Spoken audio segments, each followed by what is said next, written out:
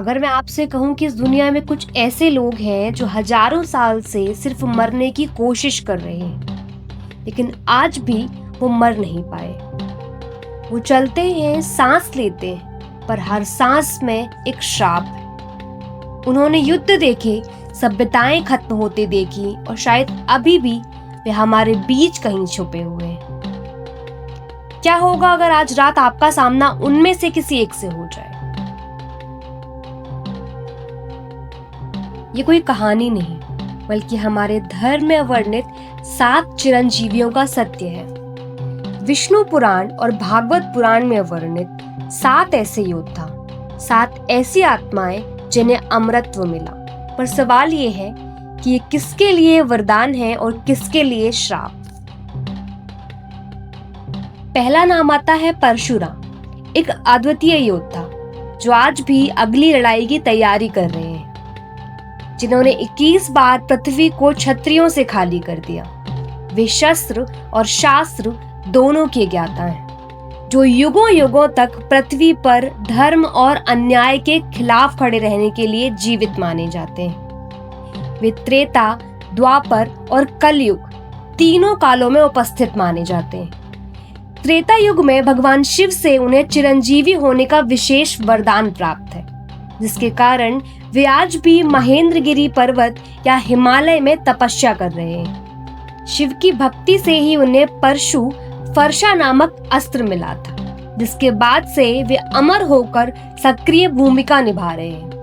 पौराणिक मान्यताओं के अनुसार भगवान परशुराम को चिरंजीवी होने का विशेष वरदान देने का एकमात्र उद्देश्य यह है कि जब कलयुग में पाप की सीमा पार हो जाएगी, तब भगवान विष्णु के 10वें अवतार कल्कि का मार्गदर्शन करने के लिए परशुराम जी का उनके गुरु के रूप में प्रागट्य होगा और वे कल्कि अवतार को प्रशिक्षित करेंगे। वे कैसे शक्तिशाली अवतार हैं जो काल के चक्र से मुक्त हैं और मानवता के कल्याण हेतु पृथ्वी पर सशरीर उपस्थित हैं।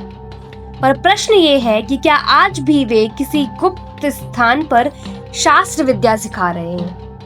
भगवान परशुराम जी के लिए चिरंजीवी रहना वरदान है या श्राप? मेरे हिसाब से उनका चिरंजीवी होना एक बोझ है, एक जिम्मेदारी है, और आपकी इस पर क्या राय है कमेंट करके जरूर बताएं। दूसरे चिरंजीवी हैं श्री हनुमान, जो हर जगह व्याप्त है। एक ऐसा नाम जिसे सुनते ही डर खत्म हो जाता है।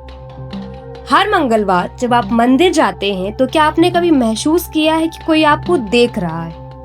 कहा जाता है जहां श्री राम नाम लिया जाता है, वहां हनुमान गुप्त रूप से उपस्थित होते हैं। ग्रंथों के अनुसार हनुमान जी को चिरंजीवी होने का वरदान कई देवी देवताओं से मिला था। वाल्मीकि रामायण के अनुसार जब हनुमान जी ने अशोक वाटिका में माता सीता को श्री राम की अंगूठी दी, तब सीता जी ने प्रसन्न होकर उन्हें अजर अमर रहने का वरदान दिया। इसके बाद त्रेता युग में भगवान राम ने पृथ्वी छोड़ने का निर्णय लिया, तो उन्होंने हनुमान जी को अद्भुत भक्ति, सेवा और अहंकार रहित शक्ति के लिए अमरता का वरदान देते हुए कलयुग में भक्तों की रक्षा करने और सदा उनकी सेवा में रहने का वरदान दिया। एक और कथा के अनुसार बचपन में जब इंद्रदेव ने हनुमान जी पर वज्र से प्रहार किया, तब सभी देवी देवताओं ने उन्हें अजेय होने और अमर रहने का आशीर्वाद दिया। हनुमान जी सिर्फ इस लोक में नहीं, बल्कि हर लोक में एक साथ मौजूद हैं। जहां राम नाम है, वहां हनुमान है, और पुराणों के अनुसार हनुमान जी आज भी हिमालय के उत्तर में स्थित गंधमादन पर्वत पर निवास करते हैं। इसी क्रम में तीसरा नाम आता है अश्वत्थामा, द्रोणाचार्य के पुत्र और वो योद्धा जिसने गुस्से में आकर एक ऐसा पाप किया जिसकी सजा वो आज तक भुगत रहा है। द्वापर युग में महाभारत के युद्ध में जब अश्वत्थामा ने क्रोध में आकर सोते हुए पांडव बच्चों का वध किया, तब भगवान श्री कृष्ण ने उसे श्राप दिया, तुम अमर रहोगे हर पल दर्द के साथ, पर घाव कभी नहीं भरेंगे और लोग तुम्हें देखकर डरेंगे। टाइम लूप थ्योरी के अकॉर्डिंग अश्वत्थामा आज भी उसी रात में फंसा हुआ है। हर दिन वही अपराध, वही पश्चाताप। एक अंतहीन कालचक्र में मध्य प्रदेश, उत्तराखंड, गिरनार आदि के जंगलों में लोग एक अजीब आदमी को देखते हैं जिसके माथे से खून बह रहा होता है। वह किसी से बात नहीं करता, बस मंदिरों में गुप्त रूप से पूजा करने आता है। अश्वत्थामा के लिए अमर रहना सबसे बड़ा शाप है, जिसमें सिर्फ पीड़ा है। श्री कृष्ण का अश्वत्थामा को शाप देने का उद्देश्य यह बताना था कि अहंकार और अधर्म का परिणाम क्या होता है। चौथे चिरंजीवी है विभीषण, लंकापति रावण के भाई, जिसने सच का साथ चुना और अपने ही परिवार के खिलाफ खड़े हो गए। रामायण के अनुसार भगवान राम ने उसे धर्म की रक्षा के लिए अमरत्व का वरदान दिया, पर इस वरदान में एक सीख छुपी है। कभी कभी सही निर्णय भी आपको अकेला कर देता है। कुछ ग्रंथों में लिखा है कि विभीषण आज भी लंका के किसी छुपे लोक में शासन कर रहे हैं, पर सवाल ये है कि क्या विभीषण एक सच्चे भक्त थे या इतिहास के सबसे बड़े गद्दार। पारंपरिक दृष्टिकोण से विभीषण ने युद्ध के समय अपने भाई का साथ छोड़कर उनके शत्रु को लंका के गुप्त भेद दिए। कुंभकर्ण जैसे पात्रों ने विभीषण को अपने कुल और देश के साथ विश्वासघात माना, पर विभीषण का चरित्र धर्म और भक्ति की पराकाष्ठा है, ना कि विश्वासघात। उन्होंने अनैतिक रावण का साथ छोड़कर अधर्म के विरुद्ध धर्म को चुना, जिसे उन्होंने रावण की सभा में बार बार समझाने का प्रयास किया था। उनका निर्णय व्यक्तिगत निष्ठा से ऊपर उठकर धर्म को सर्वोपरि रखने का था। विभीषण सत्व गुणी थे और जानते थे कि राम परम ब्रह्मा है। रावण द्वारा सीता हरण और उनकी नीतिपूर्ण तर्कों को ठुकराने के बाद उन्होंने धर्म की रक्षा के लिए विभीषण के रूप में अपनी भूमिका चुनी। उन्होंने अपने भाई को नहीं बल्कि उसके अधर्म को छोड़ा। पांचवा नाम है राजा बलि, एक ऐसे राजा जिसने सब कुछ दान कर दिया। असुर राज बलि सभी युद्ध कौशल में निपुण थे, जिनकी राजधानी महाबलीपुर थी। इन्हें परास्त करने के लिए विष्णु को वामन अवतार लेना पड़ा।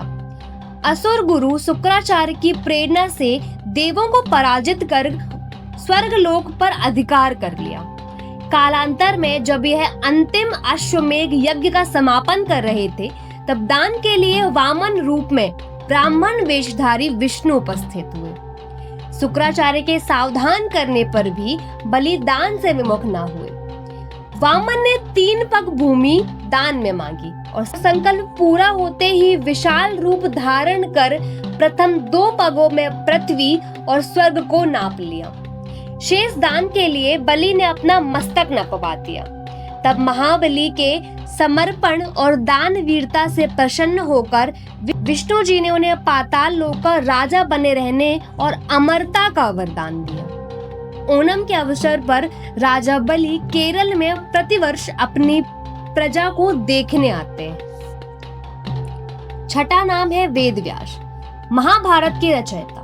वो खुद अपनी ही कहानी के अंदर छुपे हुए हैं। वेद व्यास ने वेदों को 4 भागों में बांटा: ऋग्वेद, यजुर्वेद, अथर्ववेद, सामवेद।